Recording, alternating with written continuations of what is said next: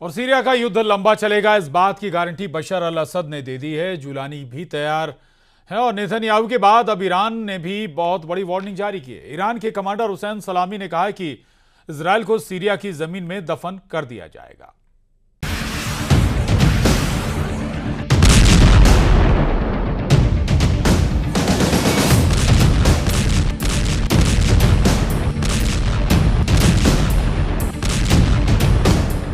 Commander Jolani ने हमले का आदेश दिया है और हमला इजरायली सेना पर होगा।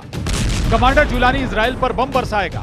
कमांडर जुलानी का सीरिया मिशन पूरा हो चुका है। दमिश्क के चप्पे चप्पे पर जुलानी के लड़ाकों का कब्जा है, लेकिन दमिश्क से मात्र 10 किलोमीटर दूर ही इजरायल क्या कर रहा है देखिए। इजरायल के इन धमाकों ने कमांडर जुलानी की नींद उड़ा दी है, इसलिए अब जुलानी ने अब बड़ा फैसला कर लिया है। फैसला इजरायली सेना के आगे झुकना नहीं बल्कि उसे झुकाना है। सीरिया की 1 इंच जमीन पर भी इजरायल का कब्जा जुलानी को मंजूर नहीं है, इसलिए कमांडर जुलानी ने अपने लड़ाकों को इजरायली सेना पर सीधे अटैक का फरमान जारी कर दिया।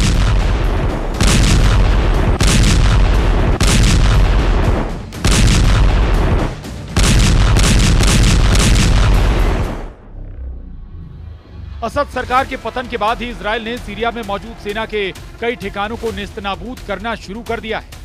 ये कब तक चलेगा, ये दुनिया के किसी देश को नहीं मालूम, लेकिन अब ये साफ होने लगा है कि इजरायल के हमले से ये युद्ध और भड़क सकता है, क्योंकि कमांडर जुलानी को सीरिया में इजरायली सेना की उपस्थिति कांटे की तरह चुभ रही है।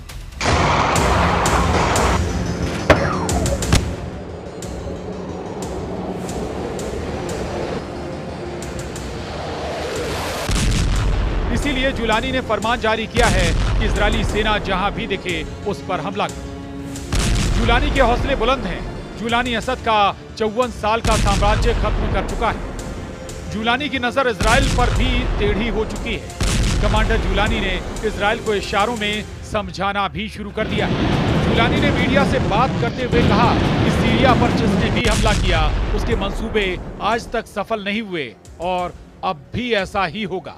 HTS चीफ कमांडर जुलानी ने साफ कर दिया है, लेवांत की भूमि पर हमला करने वाला कोई भी साम्राज्य नहीं बचा है। उसका साम्राज्य समाप्त हो गया। मंगोलों ने लेवांत में प्रवेश किया, उनका साम्राज्य ध्वस्त हो गया। फारसी साम्राज्य लेवांत में था, उसका साम्राज्य गिर गया। रोमनों ने लेवंत पर कब्जा कर लिया, उनका साम्राज्य भी समाप्त हो गया। और अब जो भी यहां हमला करेगा उसका अंत तय है।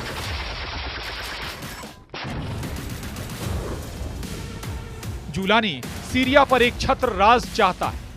उसे ना तो विद्रोहियों की डिस्टर्बेंस पसंद है और ना ही पड़ोसी मुल्कों की। जुलानी असद सरकार की हर निशानी को उखाड़ फेंकना चाहता है। सिर्फ इजरायल ही नहीं, जुलानी के खूनी आक्रमण से सालों से सीरिया में काबिज रूस को भागना पड़ा।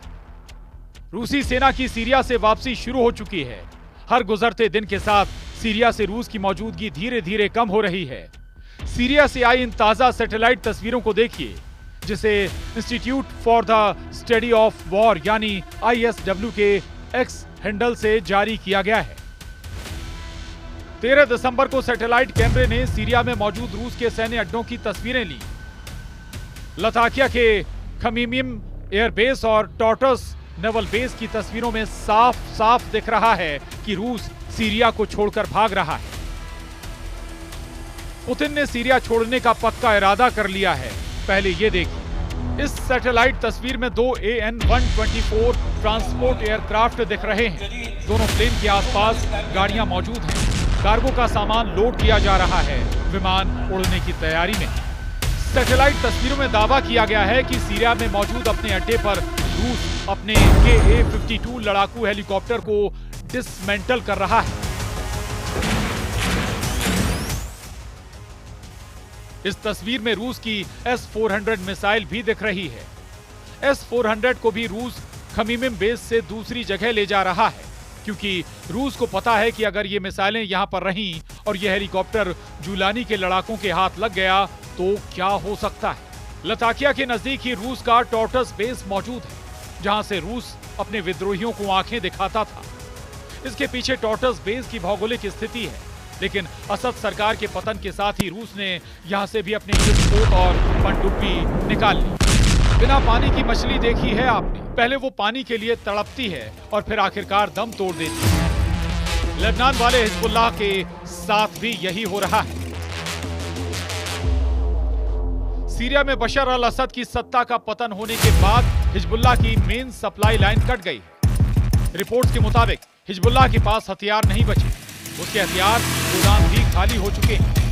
हिजबुल्लाह असद का मुख्य समर्थक था और उसने पिछले दशक में हजारों लड़ाके सीरिया भेजे थे। दशकों तक हिजबुल्लाह ईरान से हथियारों के लिए एक माध्यम के रूप में सीरिया पर निर्भर रहा है। Hezbollah chief Naim Qassem Jolani के आगे गिड़गिड़ा रहा है कि ताकि ईरान से सीरिया के रास्ते आने वाले उसके हथियार की सप्लाई लाइन फिर से शुरू हो जाए। हाँ, हिजबुल्लाह ने सीरिया में अपनी सप्लाई लाइन खो दी है, लेकिन ये नुकसान विद्रोह की वजह से हुआ। एक नया रिजीम आ सकता है और ये रास्ता सामान्य हो सकता है या हम दूसरे रास्ते खोज सकते हैं। प्रतिरोध लचीला होता है तो एक निश्चित सीमा पर नहीं रुकता। जो जरूरी है वो प्रतिरोध की निरंतरता है, जबकि तरीका बदल सकते हैं। ईरान को सीरिया की बशर अल असद की सरकार का बड़ा पार्टनर माना जाता था। ईरान सीरिया को लड़ने के लिए हथियार, सैन्य साजो सामान और सेना को ट्रेनिंग देकर असद की मदद करता था। सीरिया में असद सरकार का पतन ईरान के लिए किसी बड़े झटके से कम नहीं है।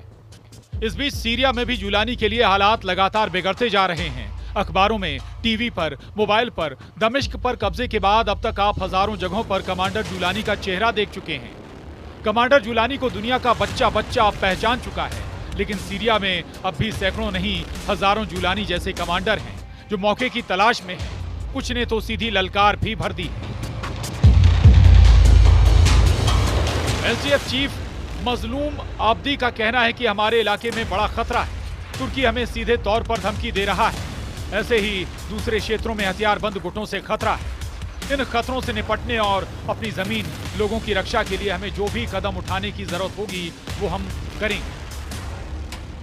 सीरिया में सक्रिय गुटों में खूनी संघर्ष बढ़ता जा रहा है, जिससे सीरिया में नया गृह युद्ध छिड़ने का अंदेशा पैदा हो गया।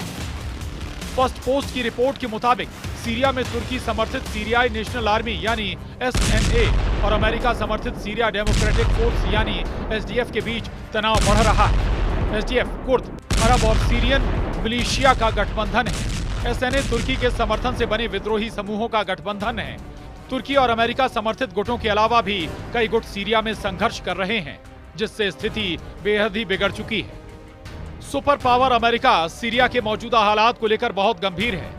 अमेरिका के विदेश मंत्री एंटनी ब्लिंकन कई देशों का दौरा कर रहे हैं। अपने दौरे के पहले पड़ाव पर ब्लिंकन तुर्की पहुंचे। यहां उन्होंने पहले तुर्की के विदेश मंत्री से मुलाकात की, फिर राष्ट्रपति एर्दोआन से मिले। ब्लिंकन ने कहा कि अमेरिका क्षेत्र में शांति के लिए हर कोशिश करेगा। अमेरिका के विदेश मंत्री एंटनी ब्लिंकन कहते हैं, सबसे पहले हम एचटीएस और दूसरी पार्टियों के संपर्क में हैं। हमने अपने संपर्क में आने वाले हर किसी को ऑस्टिन टाइस को ढूंढने और उसे घर लाने में मदद करने के महत्व के बारे में बताया है। हमने उन सिद्धांतों को भी साझा किया है जिन्हें अब पूरे क्षेत्र और उससे भी आगे के देशों द्वारा अपनाया गया है और हमने उन्हें सूचित कर दिया है।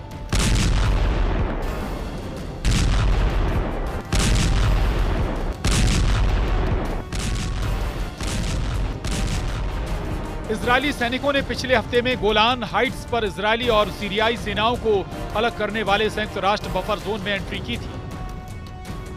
इजरायल के इस कदम पर संयुक्त राष्ट्र ने कहा कि यह कदम 1974 के युद्ध विराम समझौते का उल्लंघन है, लेकिन इजरायली पीएम ने कहा है कि असद सरकार के गिरने के बाद इस समझौते को इजरायल ने खत्म करार दिया है, यानी सीरिया में युद्ध का भड़कना तय है। Bureau report, news 18।